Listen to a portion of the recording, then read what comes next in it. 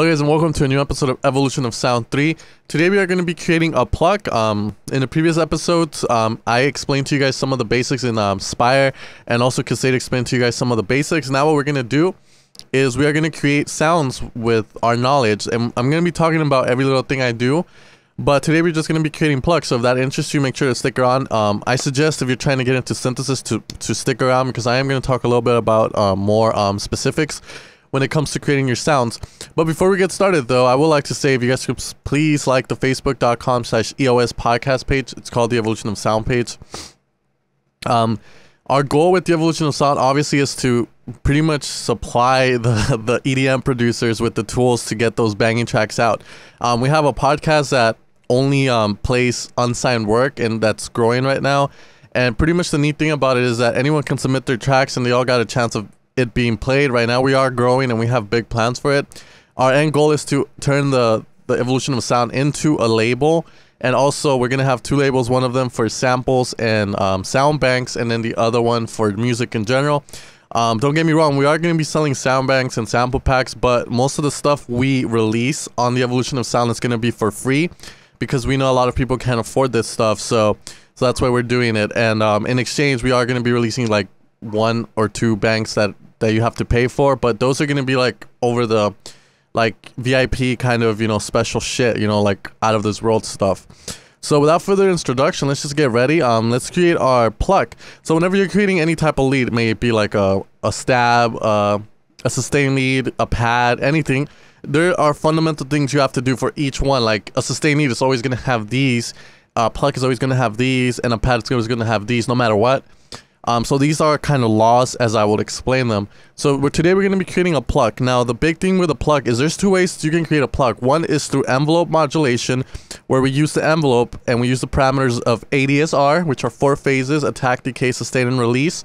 If you don't know what they are, attack is going to decide how fast something reaches the max volume or max value. Decay is going to decide how fast something goes down or up to the sustain. And then the release is going to decide how long it stays at the sustain level before it goes back down. So you could call it the reverse of the attack. So in when you're creating a Pluck, the most important thing is you have to have your sustain down at 0. You have to have a fast attack, and then you have to put your decay up, because that way what you're going to get, and I'll show you guys through Massive because it's the best representation visually of it. Here we have an envelope. Alright, so our sustain, we're going to put it all the way down. This is sustain. We're going to put attack all the way down, level all the way up, and here we have our decay.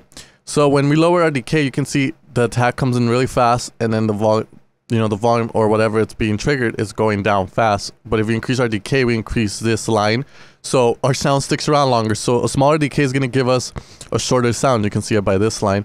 So as you guys see there, now we have it in Spire. Now, right now, if I play something, nothing's going to come out because I reduced my sustain. So that's number one thing, the number one rule. In your amp, release your sustain down to 0. Next thing you're going to do is you're going to put your attack all the way down. So usually by default, it's like at 0.5 or something. Put it all the way down. Now, this is the fundamental thing you always must do, but there's two ways of doing this, and I'm going to show them in this video. So here, what we're going to start doing is we're going to start playing a note. Nothing's coming out. And now we slowly start bringing the decay up.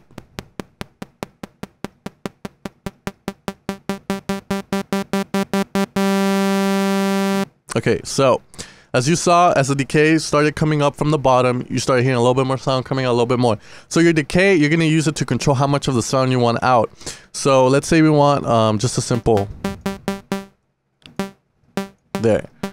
Okay, so now we have our Pluck. Now what? Okay, now you can add some release if you want. But if you want more of the release, you got to put the decay up and the release higher. There you go, see? So I want it there. So now we have the Pluck shape. Okay, so in our envelope, what we did is we just shaped the sound. Now there's another way of doing this, I'm going to show you right now. So we're going to put it back to how it was with a little bit of attack and a sustain all the way up. So right now it sounds like this. Now the other way of doing it, and this is another perfect way, is you use a filter. We're going to use the Perfecto Low Pass 4, which I believe is it's kind of emulating the virus filters, or Infecto is. I don't know. I'll get back to you guys on that on another video. But here we have the cutoff down. Nothing's coming out, obviously, because the cutoff is covering the whole thing. So the way you're gonna do this is you're gonna put in your envelope here, you can see it says off. You're gonna go in here to filter, cut off, and now the amount you want to add from this envelope, how much is gonna change. You're gonna put it all the way up, and then you're gonna start bringing this decay up.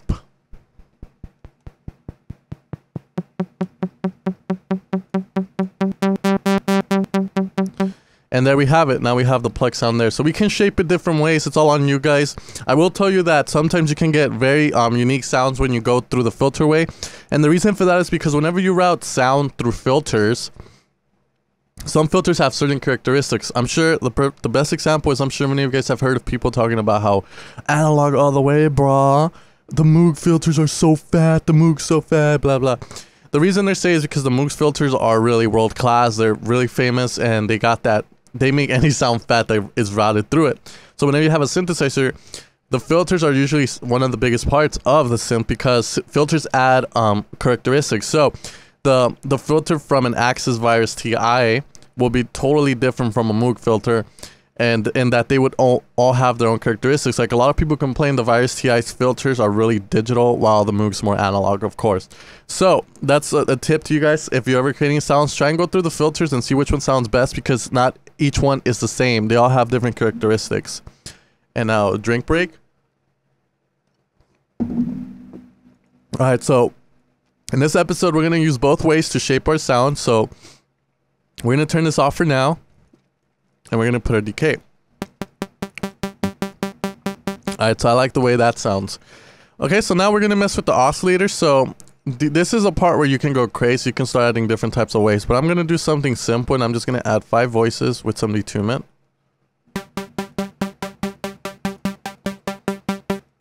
I'm going to make it a little bit wide. Okay, there we have it. It sounds really plain right now, but once you add the reverb, which is a cherry on top, and the whipped cream, you know, delay and all that, it's going to sound amazing. We're going to increase the volume. I'm going to put the Ableton ARP just to get that ARP feeling right now. So let's go into the MIDI effects, arpeggiator. Let's do a box 16 just for fun. Okay, so we'll just do that.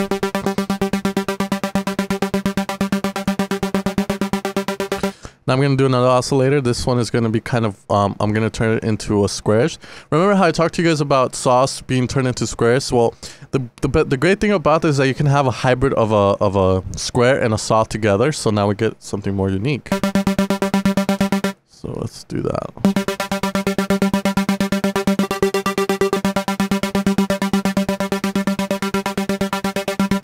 So what I did there is, and this is something you guys should do too, is I kind of widened oscillator 2 sound. So the outer layer is the squarish, sawish one, while the middle is going to remain as just a saw. Now, a lot of things is that when you do sound design, you want to picture the sound. Okay, the center sound sounds like this, and then we have the sides, which is the wideness of the sound. And sometimes putting like a super saw on the side will help a lot. So that's what we're going to do right now again. So let's just try that. And let's increase our decay. There we go. Now let's add some reverb. Now I'm going to talk a little bit about the reverb. So we have a pre-delay, which pretty much decides how long it takes the reverb to kick in. So you can say it's the attack of the reverb after the note is played. So if I play a note right now, it comes out with it. But once we put this up, you're going to hear that reverb kind of lags. So the higher you put the pre-delay, the more the reverb is going to lag. So you can see that. Now the dampness is going to control pretty much the lower frequencies of the reverb. So you can't hear it no more. And the color controls sort of the higher ones. So you can't hear it no more. And then our wide knob is going to control the stereo field. So just like we made these sounds wide, we can make the reverb mono, center, or wide. And you can hear this with headphones perfectly. Like, you can totally tell straight away. And then finally our decay, which I think most of you guys know what it does already, is it lets you the algorithm, because the way these effects run through is algorithm. So the decay is going to let the algorithm know how long to let the reverb stick around. So it's our release. You can see. So pretty cool stuff. So that's it. So let's just, I like the way. Cool. Let's turn the ARP back on.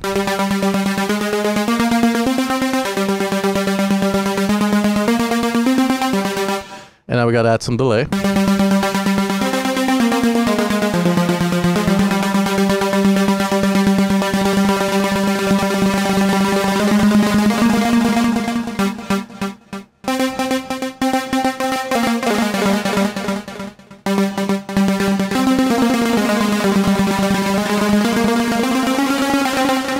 Having too much fun with the sound.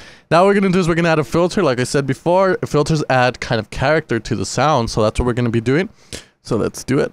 Can't hear anything right now. Now we can hear a little bit of it. Let's use the infecto. Put resonance a bit up, and now we're gonna route the envelope 3 to our filter cutoff. Do that. Slow it down more.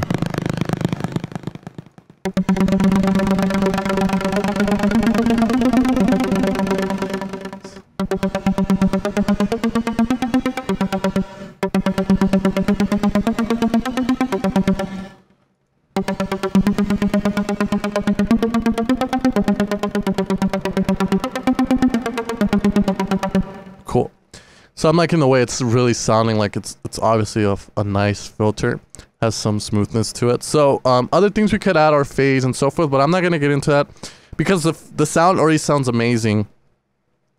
So I would probably just end up using this sound. What you can do too through Spire is you can also EQ. So as you can see, I can EQ this to get rid of that low. And then we'll EQ out the highs as well, but really like in the high. So let's take the ARP off, and I believe we can use this for Big Room 2. So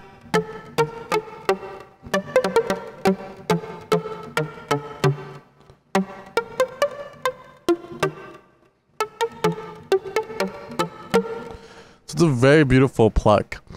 And then finally the last thing we could probably do with oscillator 4, since we're not using it, is add some white noise. So the way white noise works in Spire is pretty much if you don't turn off the key, the white noise is going to have a pitch to it. Now, I've talked about this in my other tutorials, but whenever you play a note, it has a pitch to it. And the way notes sound is through pitch. So the higher you go on the keyboard, the higher the pitch is getting and so forth. So the pitch of the keyboard is changing, and that's what causes harmony. And that's what causes the melodies you'll hear in your head and all that stuff. So what we do is we remove the key. So now we have pretty much Control A and B are turned into filters that control the noise. So let's lower the volumes of oscillator 3, oscillator 2, and oscillator 1. Oops. It's 4. Oops, I turned the wrong one into noise. Let's put this back where it was. Let's go to oscillator 4 and turn it into noise. Let's put the key back here. Now, you can see I'm letting out the sound. So we're going to put a high pass here. We're going to lower the Control B. So you can hear that white noise coming out. We're going to widen it. 8 voices. No detunement for that. So I want a little bit of there.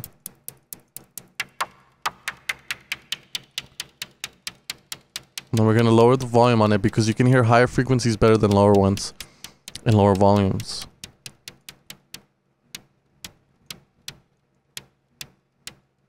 Okay, and then we're gonna route this to, let's try this, filter 2. So here we have a filter input, and we can route to filter 1 or 2. We're gonna do it to 2 because there's no cutoff, so the white noise is gonna stick around longer. And now we'll bring everything back up. And we'll play something.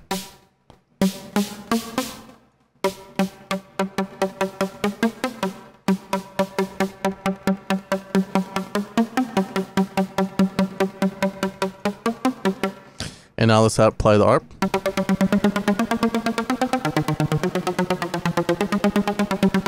And now we have more noise, so then we can add more reverb to compensate for the noise being there.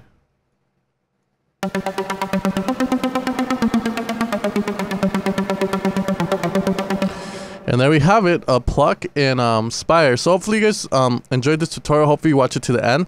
Please remember to like my Evolution of Sound page. I'm going to save this preset and I'll put it up on the Evolution of Sound for download. I'll make a post about it. Evolution of Sound Pluck. Just in case you guys want that sound. So we're gonna save this into our desktop. And there we have it, guys. Hopefully this tutorial was helpful. Please make sure to like it and comment how awesome it was, please. And I'll see you guys next time.